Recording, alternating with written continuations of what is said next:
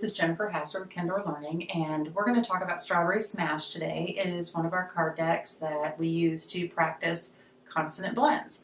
So consonant blends are when you have two or more consonants together without a vowel in between them.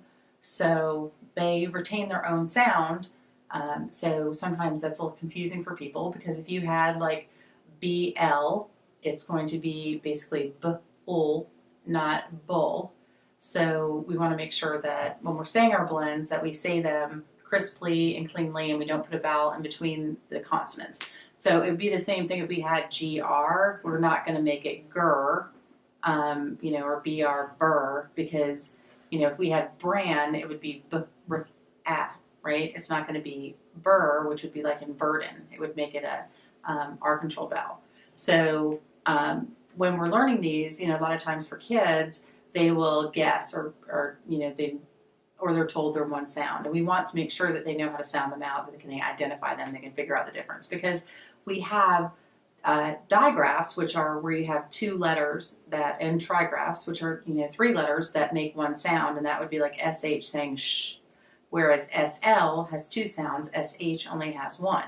So now we just want them to be paying attention to whether it's a digraph, whether it's a blend, what the sounds are in that word, so they don't just go back to guessing. Because a lot of our kids guess, and what happens when you're working with CVC, like you have, hat, there's only three sounds, and now we're going to start, getting more sounds in words, and we want to make sure that they can break them down and then blend them back together. So this is really good practice for that. So the first game we're going to play is war.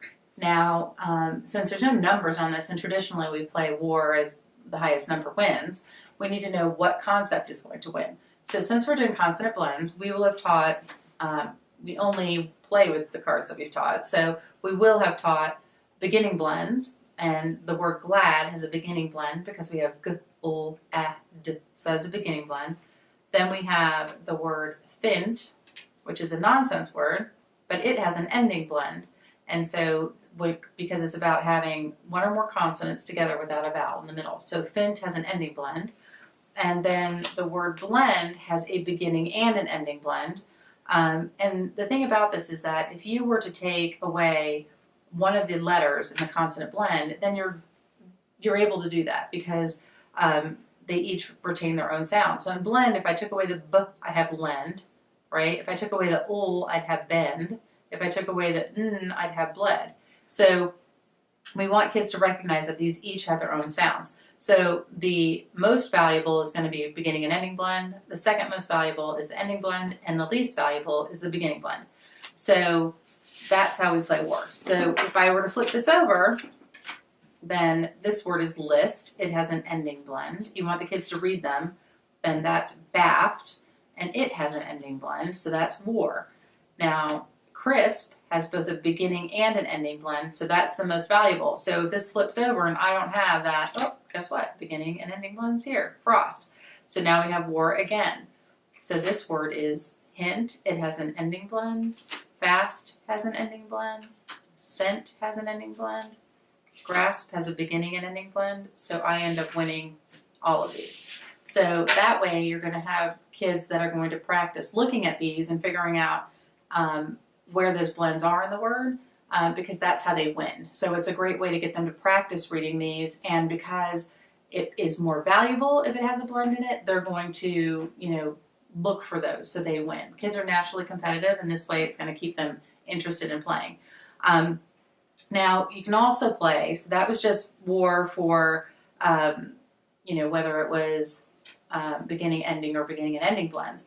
But we also have real and nonsense words in this deck. So we're going to want to make sure that they know the difference between those. So you can also play war that way, where you flip it over and you would say wept. But shelf, those are real words. And you keep flipping till you're like real word and a not real word, and then the real word will always win. That way kids are looking at these words and assessing, is it real? Do I know the meaning of it? How would I use it in a sentence? So that way, depending on their level of vocabulary, they can play that way.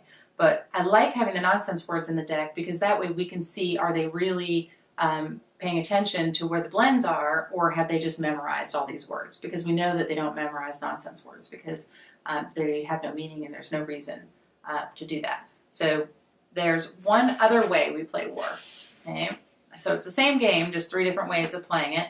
And all of these games have instruction cards that are in the deck, so you can read through the card instructions and figure this out as well. So the other way that we play this will be for phonemes. So, and this is war, but the number of sounds that we have in the word are going to tell us whether we win or not. So the word help has 4 sounds. Help. Okay? The word round, it has 5 letters, but it still also has 4 sounds. So this makes sure that kids are paying attention, because we'd have the r, out, and d. Because some kids will go, oh, I win.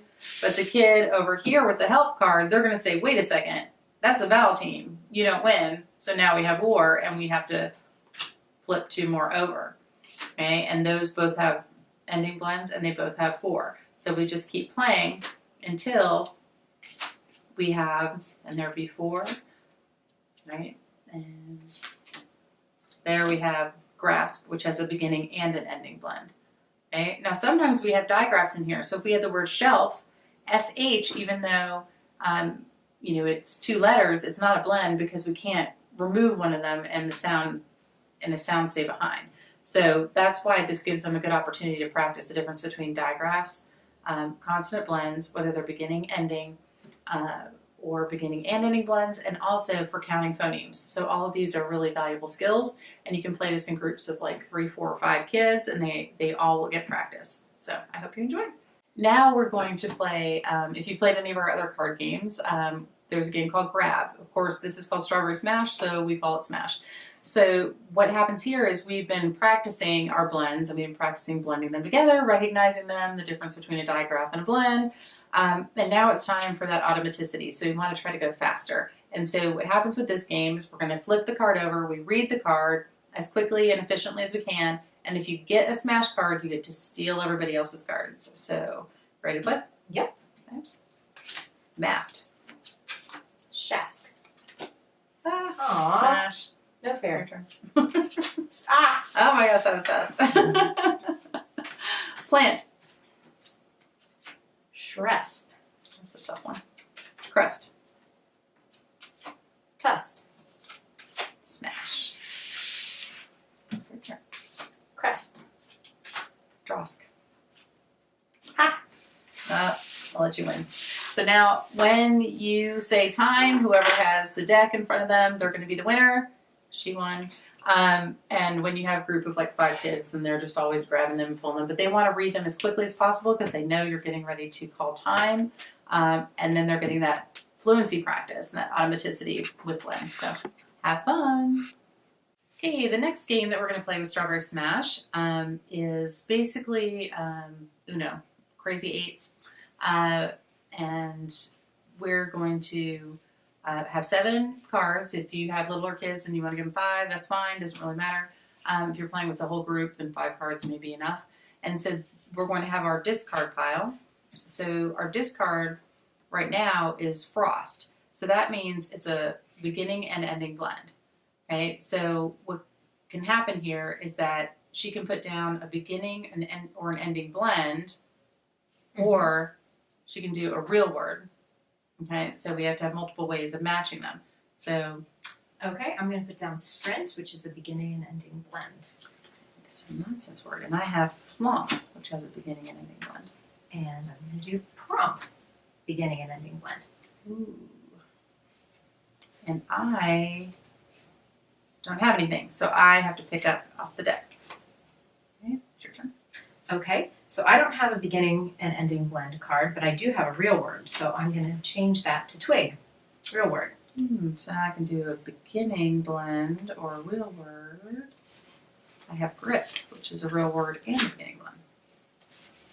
I have Plob, beginning blend. And I have plum, beginning blend. I need to draw. Okay, I didn't get. Okay, and I have a real word, which is fast, but it has ending blend, so I do real word ending blend. Okay, I'm going to do Lask, ending blend. And Bust. Ending blend. Blend ending blend. Oh, can't. Ending blend. List ending blend and Uno. Or Oh. Strawberry Smash. I don't have one. I gotta take that. And I actually have a blank card. Ah! Is that a wild Okay. card? The blank cards are for if you're missing any cards or if you want to put any in or you come up with your own game. So there are blank cards in every deck, so it's kind of cool that you found that, but normally I pull them out, which I thought I had. The other thing for this game is that if you pick up a Strawberry Smash card or you have it in your hand, you can put it down and then call whatever you want. So that's a wild card. So if we were still playing, because she won, I would say beginning and ending blend if I put that down. And then she'd have to put that down or she'd have to draw a card. So there's lots of different ways to play this game. All of them are super fun. You can use them as dictation. So you can just dictate these words, nonsense words for kids if you need them to practice writing them down. You can have them sort them into different piles quickly as possible. I like doing that and sometimes doing it in groups where I'll say I want beginning, ending, and beginning and ending stacks, and the kids have to sort them as quickly as they can. Then I'll make them go back and sort their decks into 2 more decks, which would be beginning blends with real words and nonsense words, and it really helps to build that automaticity. So there's a lot of ways to use the decks that make it easy for you as a teacher, so you don't have to do lots of lesson planning, but you can easily, if you're on a concept that is more difficult than blends, but you need to do some review, you can just pull this out, play a bunch of games. It's right back in the working memory again, and it was easy to plan. So, also we have our Toss and Teach beach ball, which is pretty awesome because the pockets on it, the cards just come in and out. So all of our card decks fit in them, and you can just slide them in, exchange them out for different words so that they're always new. You can mix different concepts on it, and the kids can practice. But the thing that we do with the blends is, toss it around, the kids catch it, wherever their left thumb hits. I have them read it. So this is fact. You could ask them to say, read the word fact. How many sounds are in it? 4. Is it an ending blend? Yes. They can tell you whatever you want them to tell you about it, they can tell you about it. Then is it real or is it nonsense? They'll say fact. It's real. Can you use it in a sentence? You can have them do that. So there's so many different things you can ask them as you toss it around. And sometimes in a classroom, what you'll have all these different levels of kids. One kid, he's barely going to be able to read it or identify that there's a blend in it, but there might be another kid who, can read it, tell you how many phonemes are in it, can use it in a sentence, and you can ask different kids different things. That way you're kind of differentiating while playing the same game. And I think it's a really good way for other kids to learn because you can't teach yourself something you don't know. But you can learn a lot from your peers. So if you've got a kid that is barely able to sound out fact, but he hears another kid reading it and using it in a sentence, he's now learned that word and how to use it, but it's not in a way that makes him, feel bad about, his reading skills. So it's a great way to differentiate, and almost every kid, as soon as you pick up the ball, their hands go up like this. They want to catch it. They want to get out of their seats. They like being active, but it keeps them on task at the same time. So I hope you enjoy the beach ball. Thanks.